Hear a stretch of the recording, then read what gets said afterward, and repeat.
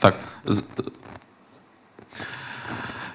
Hello, dear speaker. Hello, all viewers. Ukraine Crisis Media Center keep its working day, and I announce about the beginning of the briefing on a report on media monitoring of disinformation about Ukraine during the 6-month period before the beginning of Russian full-scale war. And I'm pleased to announce our speaker today. It's Eugene Czolij, president of NGO Ukraine 2050 and president of Ukrainian World Congress in 2008-2018. Please, Mr. Czolij, you're welcome. Thank you very much. I welcome all the participants and viewers of this virtual press conference. My name is Eugene Czolij, and I am the president of NGO Ukraine 2050, a nonprofit organization established in Ukraine in December 2019, head of the permanent international media monitoring mission on disinformation about Ukraine and the Ukrainian diaspora, and past president of the Ukrainian World Congress. On December 13, 2016, Garry Kasparov, former world chess champion and well-known Russian political activist, tweeted that the point of modern propaganda isn't only to misinform or push an agenda, it is to exhaust your critical thinking, to annihilate truth. End of quote. It is therefore crucial to raise awareness among the general population that the Kremlin is effectively weaponizing information and has included disinformation as an integral part of its hybrid aggression against the West.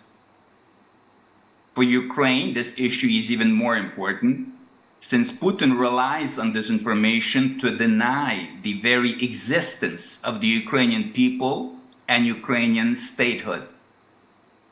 For instance, on July 12, 2021, in an article titled "On the Historical Unity of Russians and Ukrainians," Putin wrote, and I quote, "When I was asked about Russian-Ukrainian relations, I said that Russians and Ukrainians were one people, a single whole."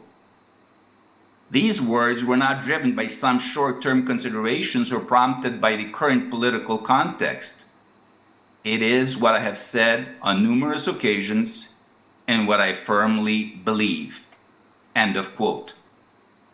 And according to Putin's imperialist revisionist history, I quote, "The name Ukraine was used more often in the meaning of the old Russian word Okrayina, or periphery, referring to various border territories, and the word Ukrainian originally referred to frontier guards who protected the external borders of Russia." End of quote. In view of this, Ukraine and its 20 million strong Ukrainian diaspora must make every effort to counter such disinformation and ensure that the international community forms its opinions and makes its decisions about Ukraine and the Ukrainian diaspora on the basis of accurate information. To help achieve these goals, on January 25, 2021, NGO Ukraine 2050 launched the Permanent International Media Monitoring Mission on disinformation about Ukraine and the Ukrainian diaspora, which is monitoring the media, social networks, and other information resources in various countries in the world for disinformation about Ukraine and the Ukrainian diaspora, analyzing the findings of this monitoring, and taking measures to help counter such disinformation. Our mission has 168 members from 56 countries who are doing media monitoring on a voluntary basis in 42 languages of the world since June 4, 2021. Since our mission wishes to sensitize the general public and to raise awareness of disinformation, we conducted 3 online trainings on disinformation. In Ukrainian on March 27 and October 30th, 2021, and in English on May 15, 2021. These online trainings were recorded and can be viewed on the NGO Ukraine 2050 YouTube channel. The first report of our mission was officially presented on August 31, 2021, and covered the period from June 4, 2021, the official start of the work of the mission, to August 24, 2021, the 30th anniversary of Ukraine's renewed independence. Today's report covers the 6-month period from August 24, 2021, to the beginning of Russia's full-scale war against Ukraine on February 24, 2022. The report contains a list of identified disinformation narratives, which were grouped into meta-narratives to provide a better understanding of the general picture of Russia's information war against Ukraine. 5 disinformation meta-narratives are presented, including their purpose, and a list of disinformation narratives forming part of them. The first disinformation meta-narrative of Russian propaganda was that Ukraine is a sub-state. This meta-narrative aims to deny the existence of the Ukrainian people as separate from the Russian people and to discredit Ukrainian statehood. The following disinformation narratives were documented within this meta-narrative. 1. Ukrainians and Russians are one people. 2. Historically, Ukraine was the periphery of the former Russian Empire, and Ukrainians were border guards. 3. Ukraine does not have its own history and language. 4. Ukraine arose as a result of the actions of the Bolsheviks of Russia and Lenin. 5. Ukraine steals Cossack traditions from Russia.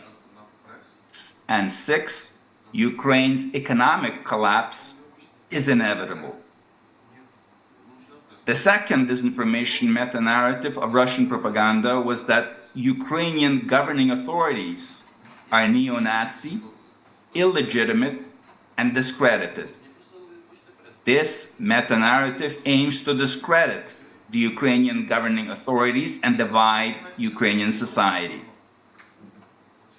The following disinformation narratives were documented within this meta-narrative.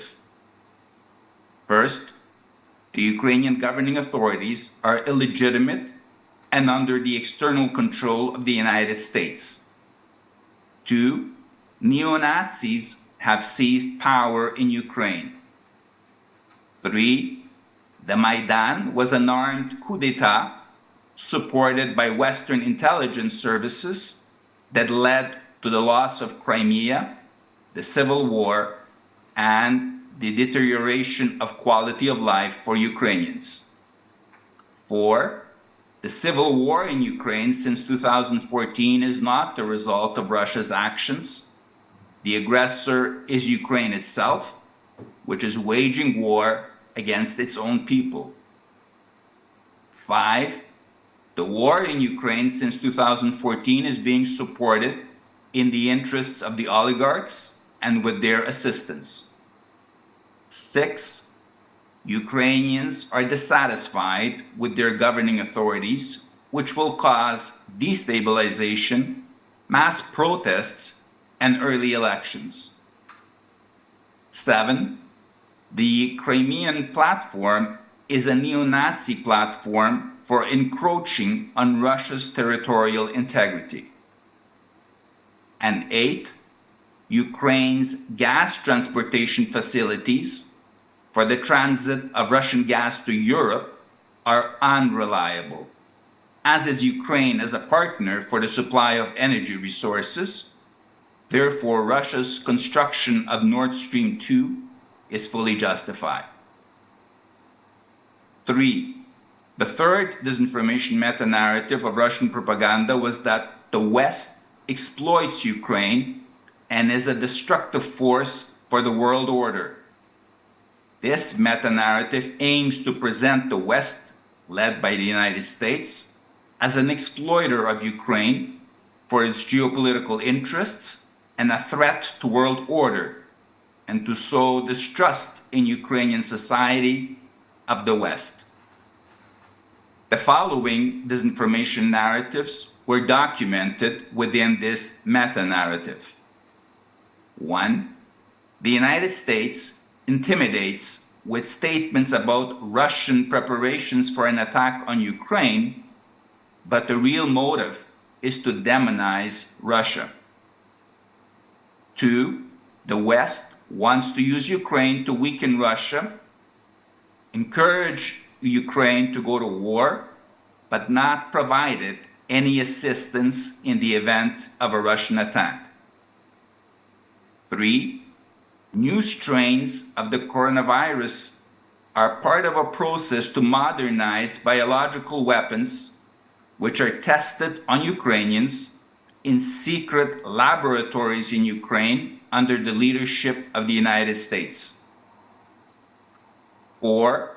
The first meeting of US President Joe Biden with President of Ukraine Volodymyr Zelensky meant nothing to the United States and will not bring any results for Ukraine, since Ukraine is of no serious interest for the United States.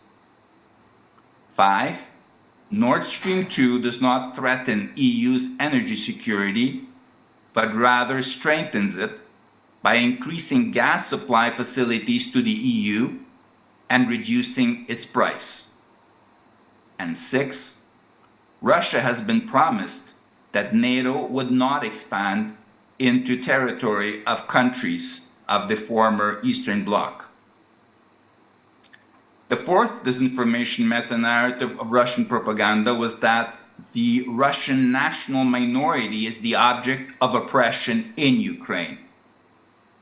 This meta-narrative aims to form beliefs about the illegal and forcible ousting of everything Russian in Ukraine: language, church, history and culture, the Russian minority, pro-Russian media, and politicians. The following disinformation narratives were documented within this meta-narrative. 1. Oppression of the Russian language and forced Ukrainization is being realized with the language law. 2. Discrimination and humiliation of the Russian national minority is realized through the law on indigenous peoples. 3. Unprecedented neo-Nazism and anti-Semitism are prevalent in Ukraine. 4.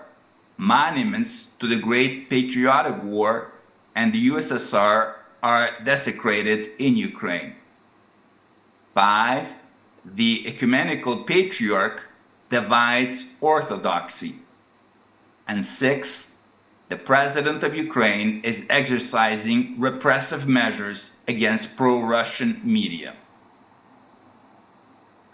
The fifth disinformation meta-narrative of Russian propaganda was that there exists an external threat to Russia.